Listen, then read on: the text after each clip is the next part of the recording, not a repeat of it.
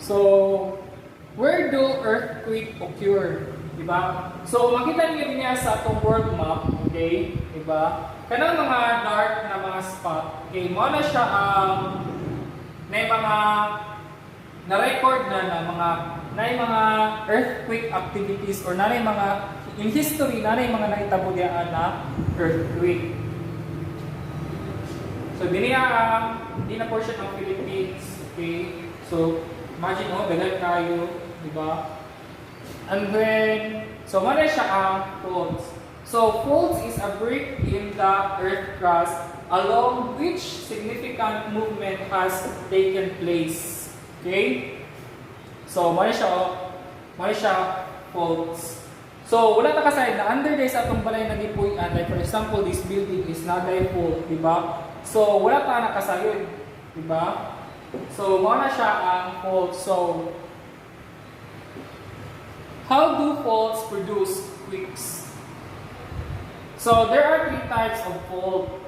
So, we have the strike slip, thrust, and then the normal fault. So, kaning thrust, mapod na siya. Ang tawag sa iya is, other term niya is reverse fault. So, let's have normal fault. So, as you see in this picture, sa normal fault, okay, mo na siya ang surface sa ground. Okay? And then, ay portion dili niubos. Diba na niubos? And then, ang kanya siya din na portion sa side sa katong portion ng down is nag-slide siya palayo. Okay, palayo. That's why, kanya siya na portion is niubos. And then, this portion is nag-stay na siya but nilayo. Okay, so mo na siya sa normal fault. So, this fault, okay, is mo po na siya ang may chance na kaya na portion is ma-create na like for example river or like for example like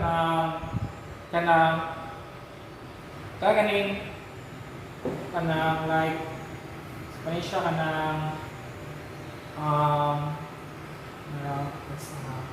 lake, okay, sorry, lake, okay, may ma-create na or bodies of water na ma-create. Next is the reverse fault or the reverse fault or the thrust fault. So, reverse fault was when the hanging wall moves up. Okay, so like for example, may siyang surface and then this portion, okay, goes up, nisaka siya, but this portion stay and then this one is nisaka. So, kani siya na fault is ang ma-create mo niya ng mga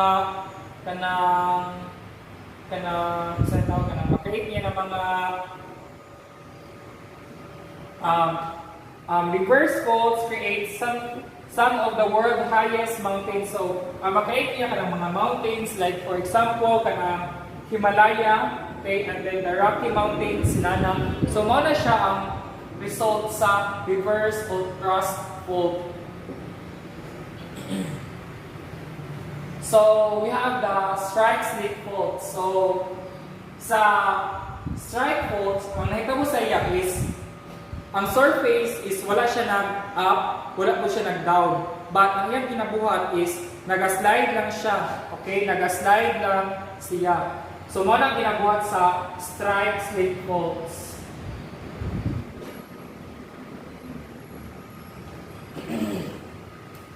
So, mo ni siya ang pinaka-famous na fault. Kung dili mo familiar, so familiar nung karon. So, mo ni siya ang famous na fault, ang San Andreas Fault. So, di ba na-movie gani nakatong si Darak ang nagdala, di ba? So, San Andreas Fault. So, makita ni siya sa California. So, kung makabantay mo or makadungog mo ng mga ginatawag nila na fault line, okay? So, like for example, mo siya ginatawag na fault line. Okay? Connected siya from this one to this one to this point to this point to this point. So, mo na siya ginatawag na fault line. So, like this one. So, red straight line means active. Okay, kaya kani mga nabinhaan na mga linya. active na sila ng mga fault line. Okay? Or mga fault. So, ang ginabuhat niya na is nagahulat lang na siya na nag-inyo nila na nagulat lang na mo kanang mo hinog, okay? Para mubalik na pud na siya o kanang ilang ginako kana siya na portion dinaa is nanay na itabuan before ng mga linom or earthquake. So that's why they believe na mubalik na pud na siya because naay mga active dinaa na mga fault katong gingon ako na mga portion dinaa under ano ng mga area or ground is kanang hollow. Okay, na ay movement sa ground dinaa or sa fault. So, active fault. So, when you say active fault, it is one that has moved in the past and it is expected to move again. So, mubalik ka na siya. Okay? Because wala pa katong hollow dito sa between ay sa ground, wala pa siya na fill in. Wala pa siya na puno. That's why mag-move agad na siya. It has generated earthquakes before and it is capable to causing more in the future. So, how would the surroundings be affected? So, seismic waves, di ba? So, itong example din na katong langgana or balde na naitubig and then hulugan mo bato and then sa center niya and then ay ma-create na mga ring, okay, na mga waves. So, mao to siya ang kanang atong example or illustration sa seismic waves. So, as an earthquake occurs, seismic waves move out in all directions from the focus. So, the energy released during the earthquake is carried by the vibration called the seismic waves. Okay, mao to katong mga waves. So, ano siya? So, like for example, di ba, pag nailinog mo sa asa ka na kanang epicenter niya, asa ka ang center ang nalinog. So, wala siya ang illustration or picture. So, like for example, nadinihan yung balay, okay? And then, ang hirang kuha kay kanang marana. Let's say, mo na ang kanang yung balay, and then, diniha ang iyang epicenter or center. So, because doon na sa inyo ang epicenter, okay, ma-feel niya po ninyo, but dili kaayo kakusog sa dinihan na portion. Okay? So, ang epicenter, okay, is directly above the focus. So, sa focus, okay, under sa surface or sa ground, dito ang focus, dito ang ma-create ang kanang natawag na movement sa kanang earth crust. Like for example, na-fault niya and then this portion nag-move siya. So, naging na ang focus or movement sa mga rocks. So, ang may tabuan na tungod atong earthquake na kayo tinatawag na focus and then ada ang earthquake magnitude. So, naay movement sa katong paghulog sa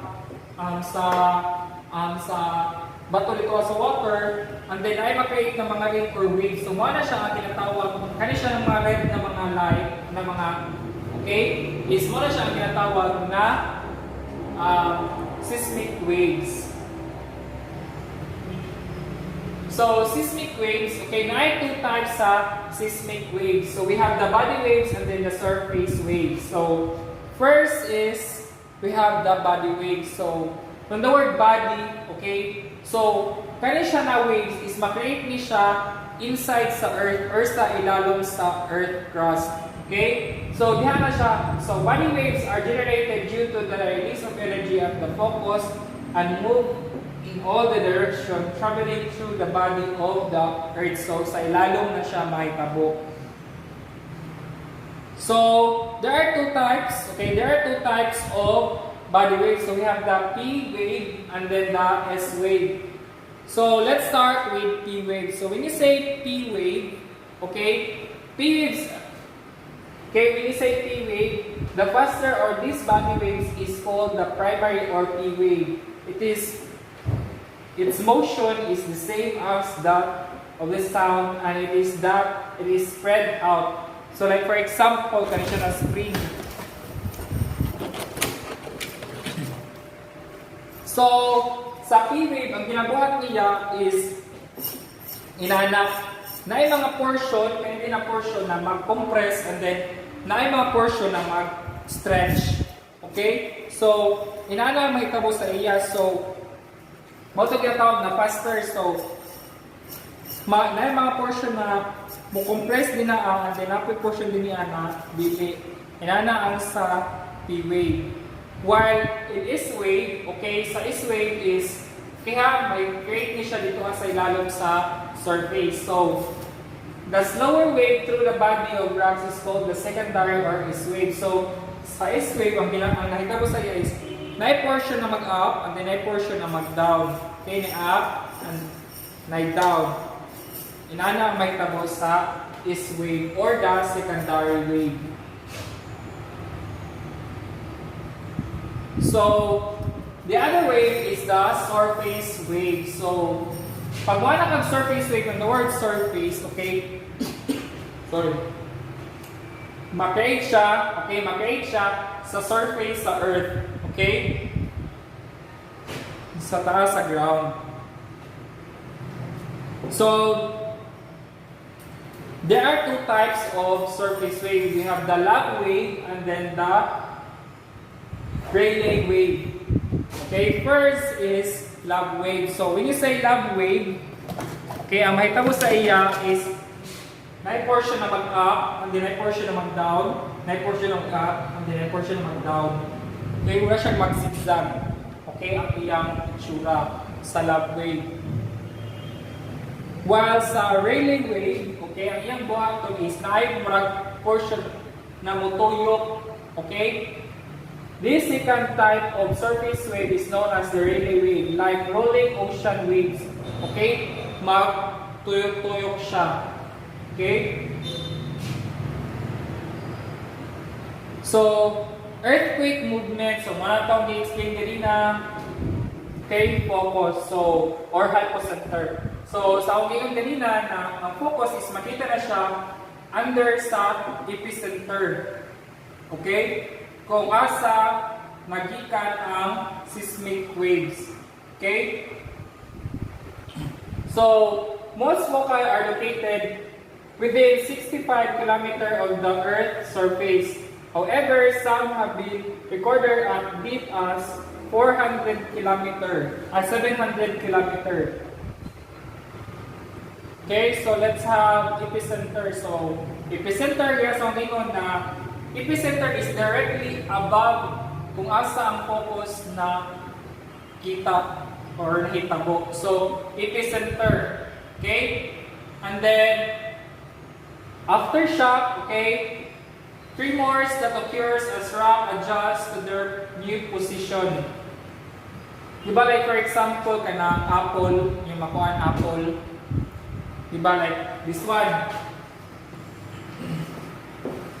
May apple din na and then kanang apple, inyo nakuhaan ang sa ilalong. So may tabo. Katong mga apple na nasa taas, di ba? Muadto to sa ubos. Di ba? Mangita sa ila tong i-fill in ang katong space dito sa kanang sa ground kung asa nimo gikuha tong apple. So, mo na aftershock may mga ma-create din ana na kanang aftershock sometimes is mas kusog sa kanang nabitaw linog na na-create or nahitabo na experience na to.